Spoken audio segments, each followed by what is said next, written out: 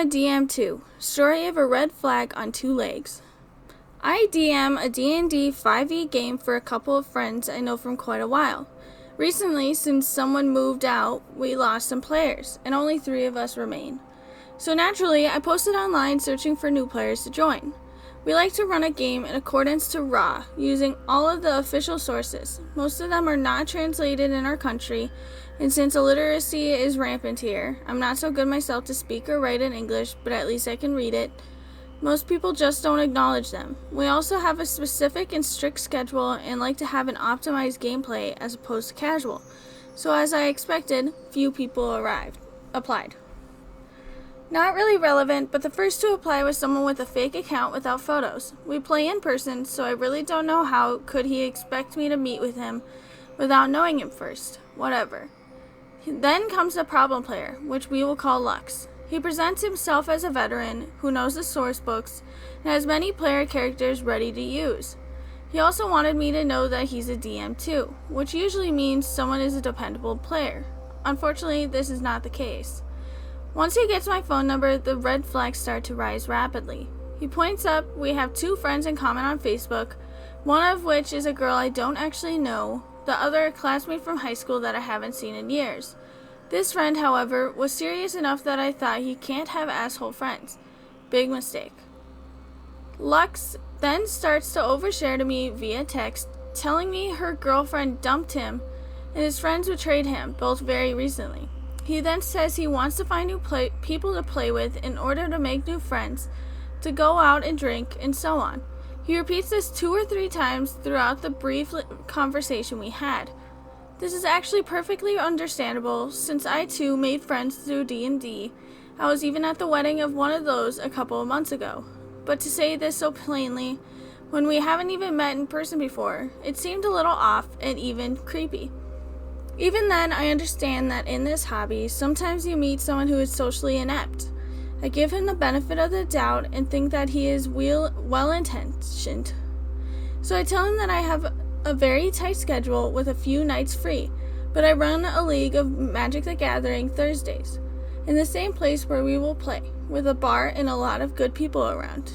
He seems not too eager to try and come, and instead insists on going out other nights and such. He also tries to push me to overshare about girlfriends and such too, but I'm just not comfortable to do it with someone I've never met. At the end, I just put all of this on hold, waiting to meet this guy in person to see what his deal really is. Before beginning to play, of course, we want to build the characters and do a session 0. We decide to do this via Discord. Lux okayed this, then, the evening of the meeting, he enters the chat, says that everything goes for him about BG, and then leaves to go and play League of Legends. I'm baffled, but decide to let it slide, working with the remaining players. At this point, I know he has some personal problems, and I've already decided to suspend the judgment until I met him. After all, the other players, the 2 veterans and another new one, who was actually nice, spend the next week building their characters and sharing their backstories in the chat group we had created.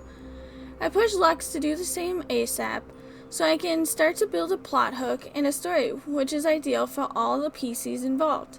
He delays it till the very day before the session, which I already decided I won't build nothing for him specifically.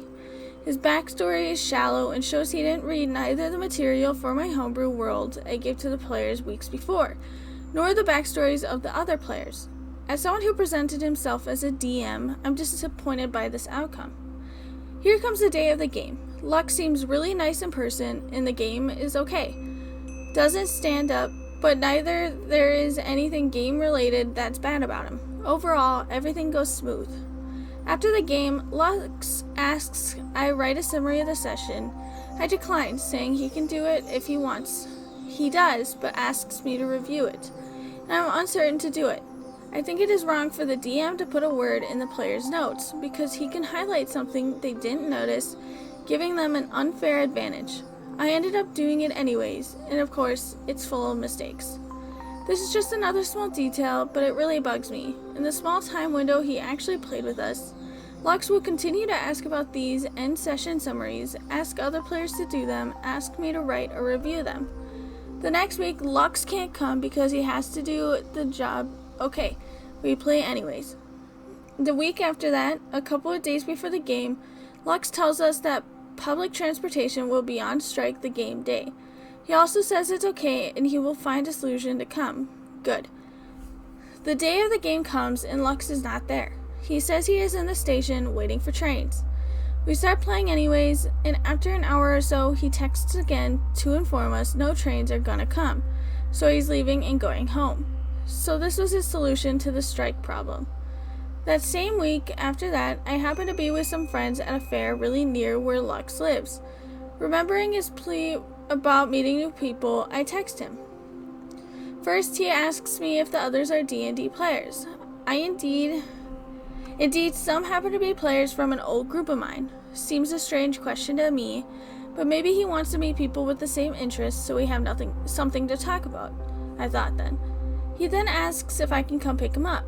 I can't, because even if close, it's in the opposite direction from where I come, and I have to return quickly after that to go somewhere else. I tell him this, and he then declines the invitation. I come then to a powerful realization. Lux doesn't drive, or has not a personal vehicle. Of course, it's not a problem per se, but still it severely limits its ability to move. For example, when there is a strike. Next game day approaches. Lux apologizes to us, saying he would have to leave early because of a birthday. My players start to get restless about Lux. However, it happens that some others can't come that day, so we cancel and Lux is saved. The week after, Lux finally is here. Same mild performance at the first time. Nothing to say here, except that after the game, he again annoys me with his summary asking me to review it. Again demonstrating that he misunderstood some stuff, even though he doesn't seem to be really distracted through the game. Beats me how this happens. The other players understand just fine. Important detail. As I said, we all use all the official sources, and most of them are not translated. We also use guides and material in English, because not only obviously there is more, but the English-speaking community is generally more competent than our locals. So while we play, we use English terms profusely, either because there is no translation or because we are reading it this way from the source. We are also sometimes obliged to use the feet system into feet metric conversions for the very same reason, even if this is a bit annoying. A couple of days after that, while I'm scrolling through Facebook, I see a post in one of the D&D groups I'm in. It's a girl searching for players, and the short post ends with, "Since I know my DM, use of English terms is banned. No spell, no venom, and no 30 feet. This ridiculousness is actually pretty common in my country. As I already said, not only illiteracy in English is rampant, but openly frowned upon. Some people think our language is pure and has not to be contaminated." As I'm laughing my butt off, I open her profile out of curiosity, and here it appears, in a relationship with Lux.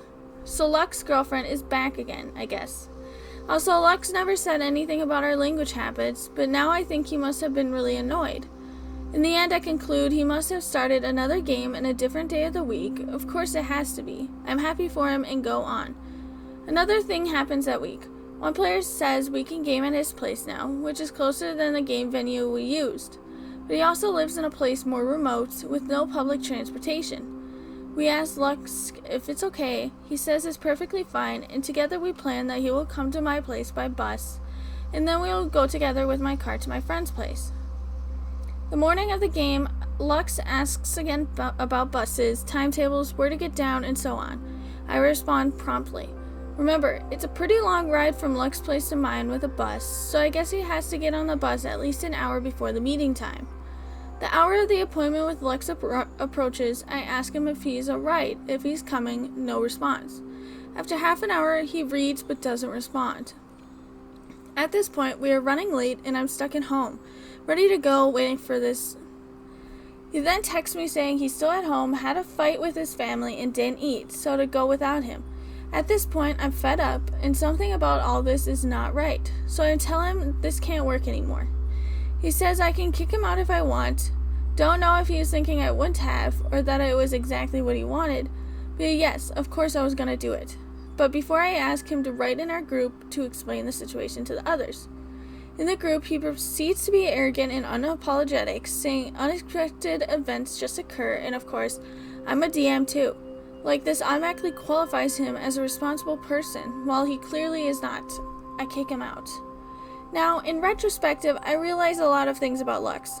He was in a dark place when he contacted me, but after his girlfriend returned, his priorities shifted dramatically. For the entire time, he didn't need friends, he needed rides. He used the card "I'm a DM" to make me think he cared about backstories and settings. He actually didn't care in the least. He was unsincere throughout the entire time. He never once said he doesn't have a car. We realized that only after the strike and fair episodes. He also didn't say anything about his girlfriend returning or them starting a game despite the oversharing at the start. I think this is because at that time he already realized we, and especially me, were useless to him because we couldn't give him rides. I offered him the occasion to be sincere with the group. He didn't take it. If it wasn't that I found casually his girlfriend's post, we would never have understood his true situation. Maybe I would have not kicked him, only to find him to continue with his behavior. Now we are still playing and having a blast. P.S. Maybe some of you think Lux can be justified for his absences because of the reasons. That just won't cut it for me. D&D is a hobby. It's just a game, but time is the most precious thing it exists. You just don't waste other people's times. If you agree for a date and time, you have to be true to your word. I have a tight schedule, and for D&D, I sacrifice a lot. I said this clearly in my announcement looking for players. Of course, unexpected events happen. If they happen to you very often, because you are in a precarious situation or just unlucky, you just don't partake in an optional activity with set dates and times. Of course, there are things more important than D&D. Depending on the person, even taking a nap could be more important than it. I never judge the motivation of a player's absence. Taking a nap or going to a funeral having the same weight for me because D&D is just a game. On the other hand, other people's times is paramount to me, and I ask the same from the others. You just don't waste other people's times, no matter the reason. I can't accommodate other people's needs, change the game day every week, and so on, because schedule. D&D is optional. If your life is a mess, or if you don't value other people's times, don't play it. Or play with others like you and enjoy.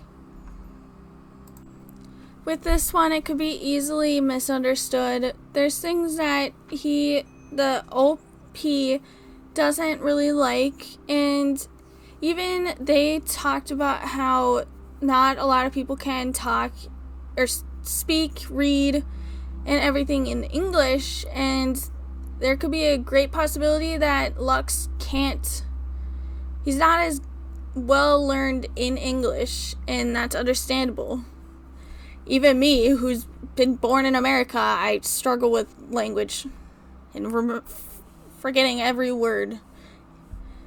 But I think there are some things that maybe the DM was right about.